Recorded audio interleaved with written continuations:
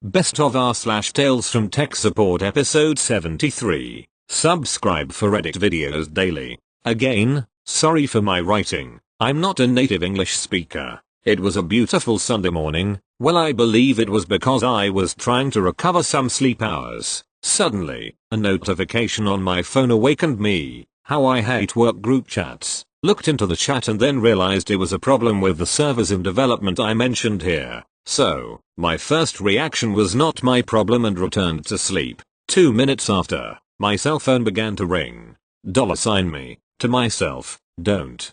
Come on. Not your problem. Drop that phone. After some time fighting against my finger that was trying to answer that call, finally the phone stopped ringing. Oof, dodge that bullet. In that moment I began to stalk the chat. $user. System isn't working. Help. $IDK lead. Have you tried contacting $me or $coworker? $user. Yes, but they're not answering the phone. $IDK lead. $boss. $me and $coworker aren't answering our calls. $boss. Well, $dev lead or the product owner should be solving that problem. Why aren't they here? $IDK lead. They are both on vacations. $boss. Okay then, who's in their place? $IDK lead. $boss. Well, it's a server in development, both responsibles are on vacations, you only have one client connected to that platform. $me and $coworker doesn't have remote access to them, so even if they are available, they need to move and it would take at least 1 hour. How about this?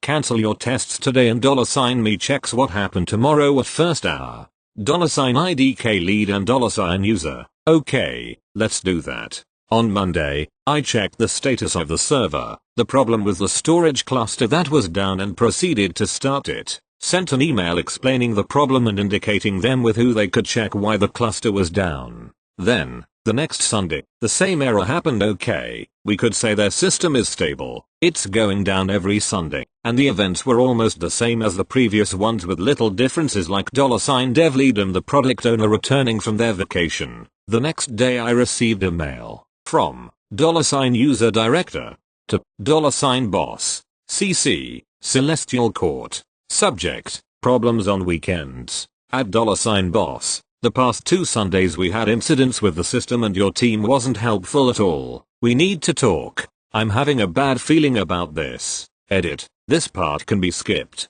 There are some good questions on the comments, so I'll address them here. Support team. $coworker and me used to be members of the dev team, but, like 6 months ago, because we are the guys with more knowledge of the system, the bosses decided that we were the best choice to give support to it, so we were transferred to a new support area. Currently 3 people, $boss, $coworker and me. Dev team. Strictly talking, that team isn't a dev team, more like an implementation one, because the system it's a canned solution and there's little to no development, and that is made by the vendor. Usually, the vendor gives them support on office hours, but when a problem is present out of those hours, they argue that they don't have the resources with technical knowledge of the system and say that we must be giving support to it. I still don't know why they haven't looked for new guys to replace us. Currently they fused with another dev team and have 15 plus people. The system, it's a call center canned solution. We have a mid-size platform in production, which I'm responsible of, and a large-size platform on development, the one of this story, because we already know of the issues the platform has. We don't let them deploy it to production. We're the bad guys for this. So, the user decided to implement a pilot test,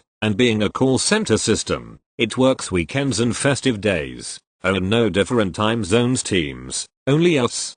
Thank you. Next.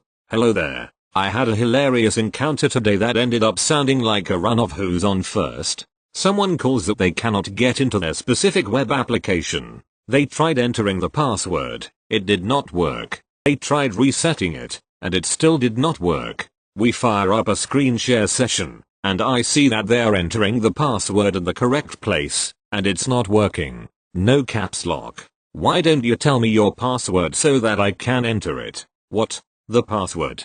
Correct. The password is correct. No. What? The password. What? What is a password? Correct. No. Tell me the password. What? The password? WHIT. What? The password is the word what? Correct. Well, I'm glad your last name is not WHO. It was amazing. Thank you. Next. I overheard this story from my team leader while on lunch with him, so some details may not be accurate, but it was dumb, so I can't help sharing this. About a week ago, my colleague, whom we shall call C, got a message from user, asking for some help that I was not informed of, as I'm just an intern. C decided to remote into the user's desktop to attempt to help. Apparently, my team lead TL decided to head upstairs to user's desk, in case something happened that required his help on the spot. Upon reaching user's desk, my TL noticed the remote login prompt that C had prompted, and my TL just stood there and looked at the user, wondering if she'd do anything. User just stared into space. TL: you wanna allow that? User continued to stare into space, while my TL stood there in disbelief. After a while more, my TL decided that this was stupid or something. I'm not a mind reader, and just spoke up. TL: never mind, I'll do it for you. And so my TL clicked on the allow button for the user, and all ended well. End users: why do you guys ask for help but refuse to let us do our jobs? Thank you. Next. First post: be nice. Smallish company with lots of remote sites and a few larger offices. Cast: user, calling from a small remote site. Me, lowly help desk employee. Fadena's phone rings and is picked up by me. Me, help desk, this is Jackstick. How can I help? User, I can't get into the servers. He means network drives. Me, okay, are you able to connect to the internet at all? Can you get to Google? User, no. Me, okay, if you check in the bottom right of your screen, can you see if you're connected to the Wi-Fi network? Cue 10 minutes of me explaining how to view available Wi-Fi networks and determining that his device isn't registered with the software that essentially turns domain credentials into a Wi-Fi password and hands that over to connect. Me, okay, I'm going to need to remote into your machine to fix this, so I need you to plug into the internet. User, I don't think we have anywhere to plug in. Me, you can just take the connection from the network printer. User, okay, I'll plug in now. Me, checking Team Viewer, you're still showing offline. Are you plugged in? User, yes, I'm plugged in. Me, frantically checking all systems on my end. So you're plugged in? Can you get to the internet? User, of course I am plugged in. No, I can't get Google or the servers. Me, in a moment of realization, you took the cable out of the printer, right? User, hurried shuffling on the end of the phone.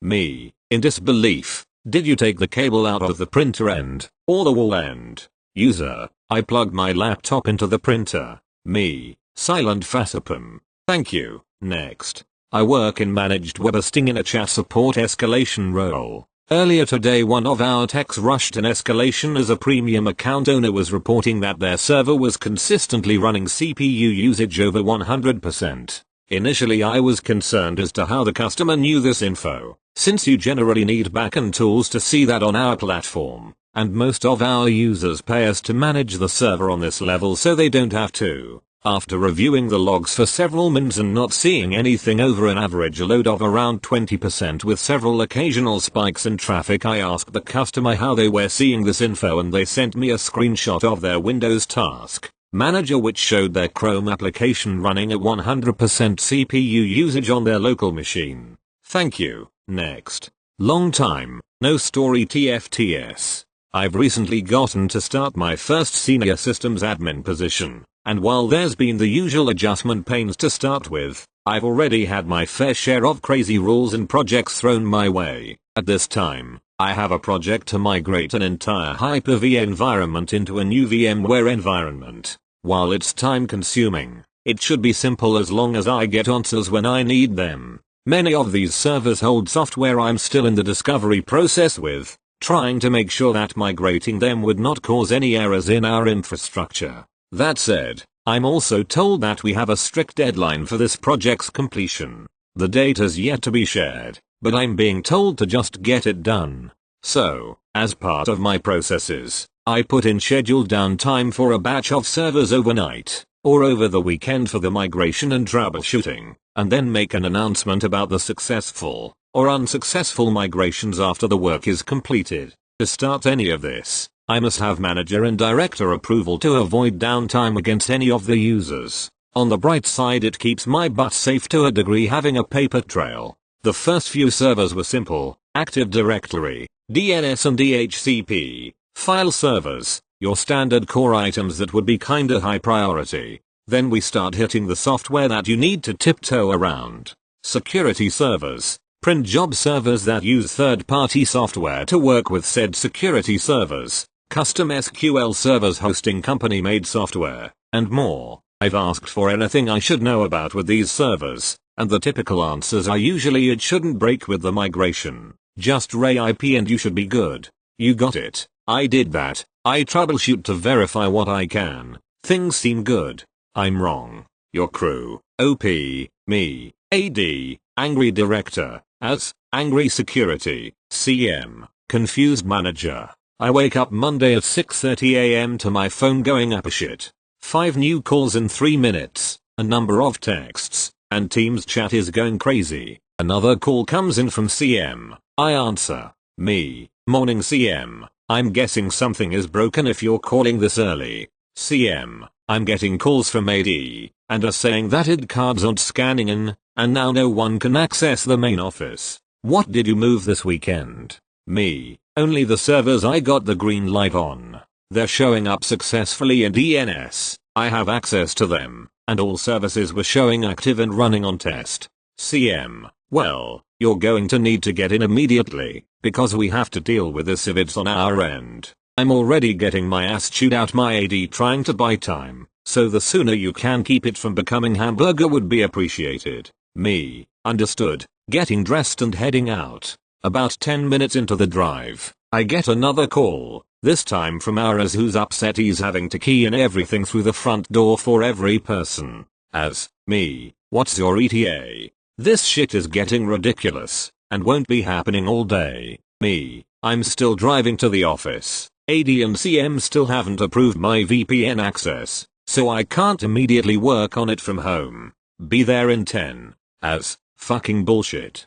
Hangs up. 8 minutes later, I'm there. I use my key to get in the side door, and get to my desk. CM is pacing the halls. AD is nowhere to be seen yet, but I have that spine-tingling feeling that he's nearby and approaching. So I'll log into the servers that were moved. DNS sees them. I can reach them. I remote in. All seems well, except now the server is throwing licensing errors for the security system. I go in, and it says that the system is now invalid due to new hardware settings. Something that was not explained would happen during my discovery process internally, or with the company who provides the software. I attempt to rekey it, no good.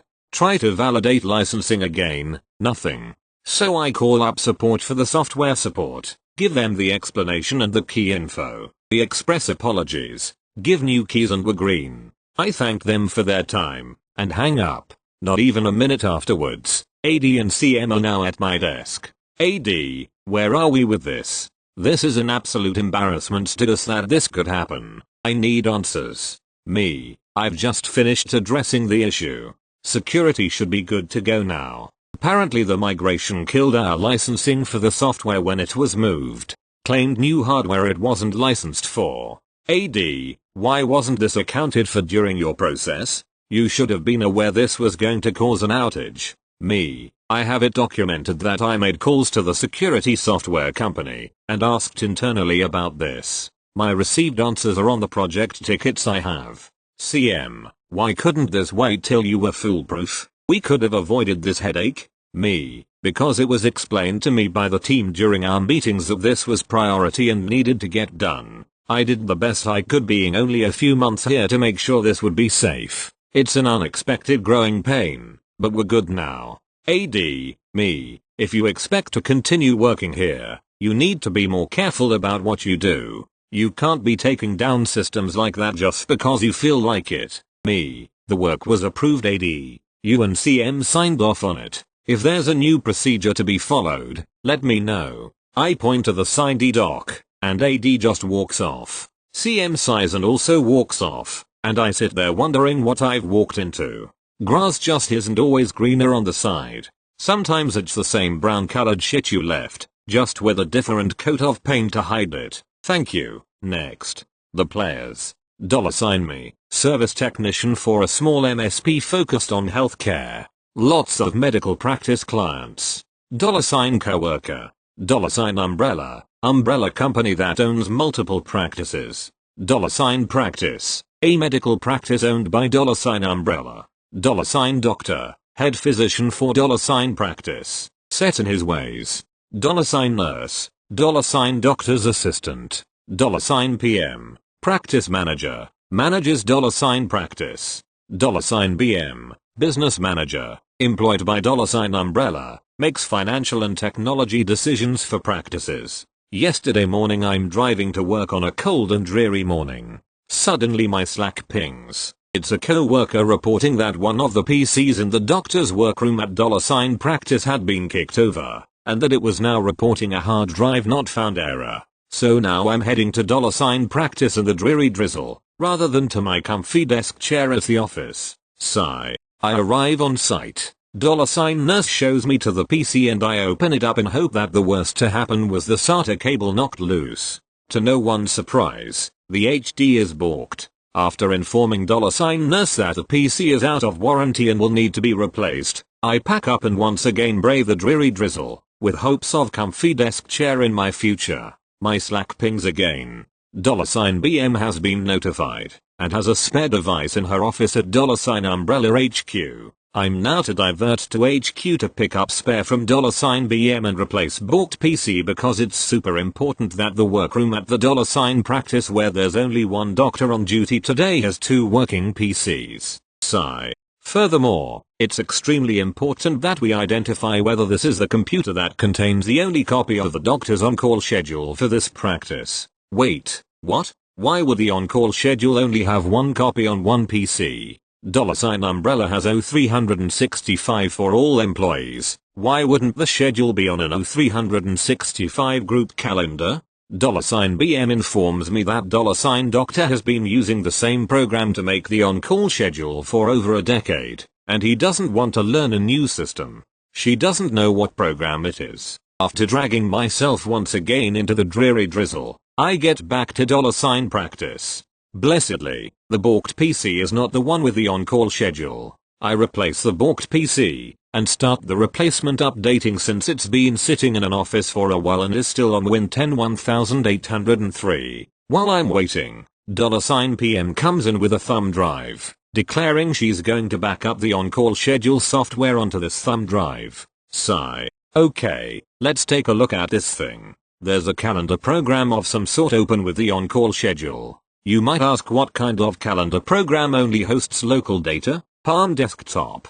If you haven't heard of Palm Desktop, don't worry, neither had I. Probably because the last stable release is from 2008. The purpose of this program was to sync data from Palm Pilot devices, which were a precursor to smartphones. The company that makes them went out of business in 2010. It's got a very basic calendar in it that can be synced back and forth to Palm devices. Doctor doesn't have a Palm device anymore, but he really likes this calendar. I guess familiarity breeds comfort. For over a decade he's been making the on-call schedule here, printing it out, and hanging it in the office. The only place the other doctors can view their schedule is this printout pinned to the announcement board, at a company that has O365 for all employees. Sigh.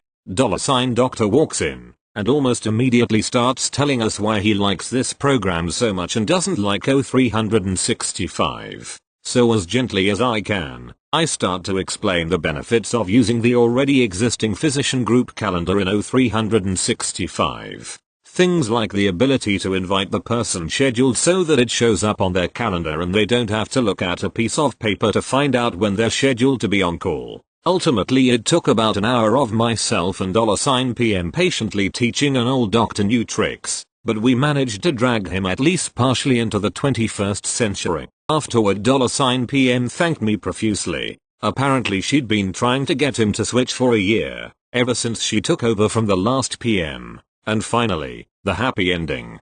After once more steeling myself against the dreary drizzle, I finally made it to comfy desk chair and all was well with the world.